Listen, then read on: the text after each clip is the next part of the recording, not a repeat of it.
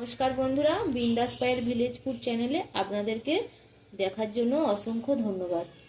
দেখুন, আজকে আমি বানাবো ডিমের পাতুরি। তাই ডিমগুলো আমি সেদ্ধ করতে দিয়ে দিচ্ছি।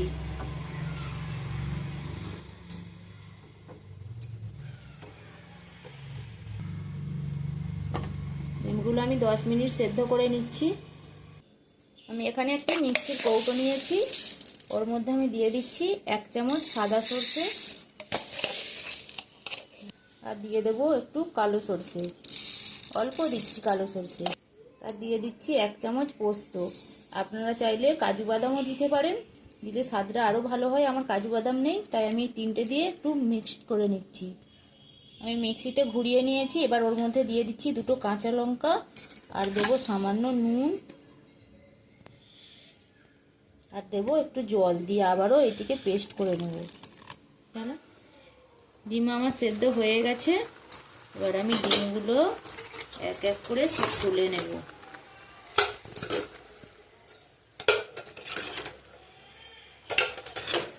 খুব সহজই একটা রান্না, আপনাদের আশা করছি ভালো লাগবে, আর খুব তাড়াতাড়ি হয়ে যাবে, বেশি সময় লাগবে না। আমি ছাড়িয়ে নিয়ে আসছি।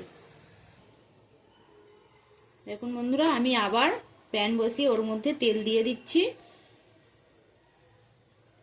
এবার তেল দিয়ে এর মধ্যে আমি দেবো পেঁয়াজ আর রসুন কুচি দিয়ে আমি একটু লাল লাল করে ভেজে নেব। যেরকম বেরেস্তা হয় ঠিক সেই রকম ভাবে ভাজবো।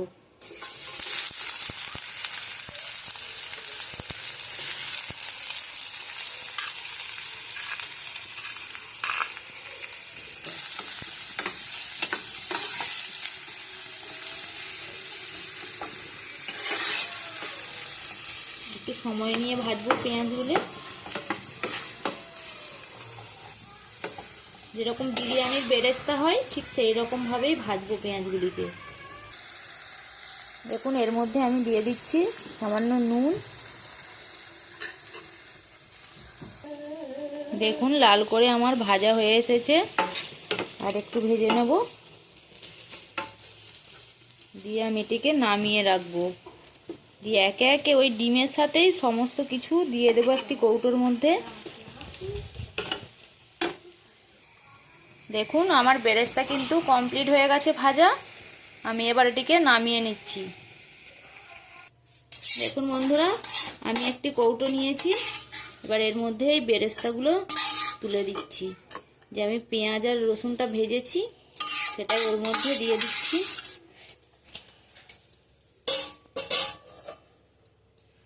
আমি যে মিক্সির মধ্যে সর্ষে বেটে রেখেছিলাম, সর্ষে, কাঁচা লঙ্কা আর পোস্ত ছিল, সেটাও আমি দিয়ে দিলাম ওর মধ্যে।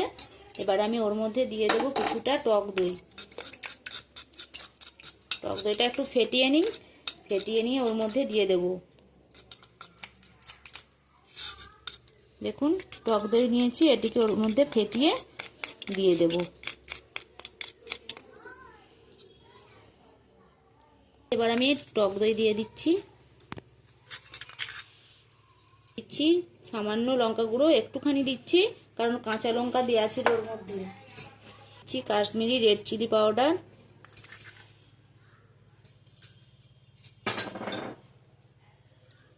আর দিয়ে দিচ্ছি একটু হলুদ। দিয়ে দেব সামান্য তেল, বেশি নয়, অল্প করে তেল দেব। আর দিয়ে দিচ্ছি জিরে গুঁড়ো। এবার এটিকে একসঙ্গে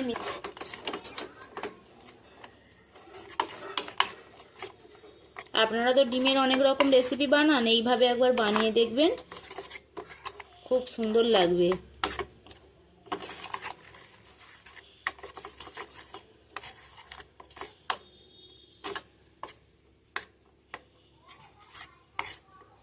আর দিয়ে দিন সামান্য নুন দিয়ে দিচ্ছি।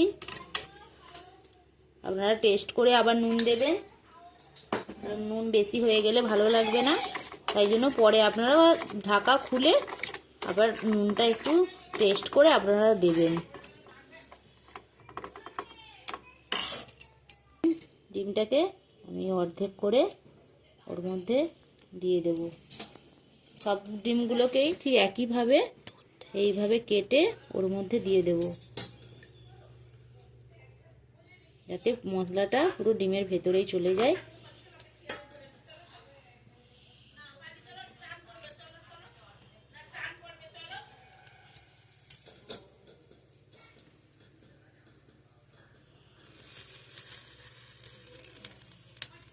এইভাবে আমি দিয়ে দিচ্ছি।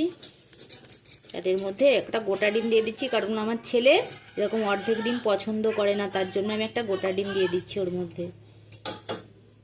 এবার আমি সবগুলোকে ভালোভাবে মিশিয়ে নেব। ঠিক আপনারাও এইভাবে বানাবেন, আশা করছি ভালো লাগবে আপনাদের। আর নতুন নতুন যদি রেসিপি দেখতে চান অবশ্যই সাবস্ক্রাইব করে পাশে থাকবেন। চেষ্টা করব আপনাদেরকে ভালো ভালো রেসিপি বানিয়ে দেখানোর জন্য।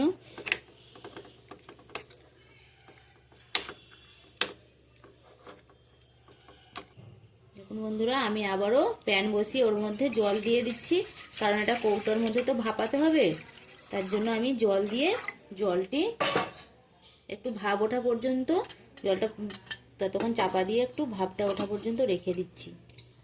দেখুন জলটা ফুটে গেছে ওই পাশে, আর এদিকে আমি ওই কৌটোর মধ্যে দিয়ে দিচ্ছি ফাল করে রাখা টমেটো, আর দিয়ে দিচ্ছি দুটো কাঁচা লঙ্কা চেরা করা ছিল, চেরা করা কাঁচা লঙ্কা দিয়ে আমি এবার ওইটার মধ্যে বসিয়ে দেব।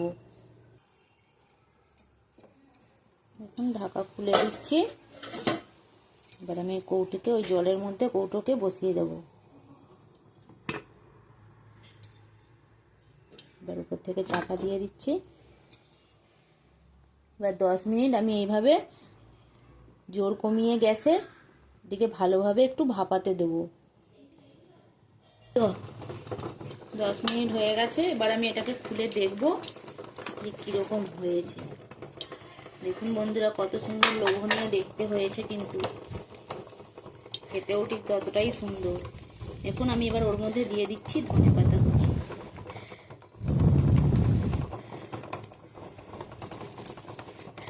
আর আমি এই সময় একটু দেখবো নুনটা ঠিকঠাক আছে কিনা, একটু টেস্ট করে নেব।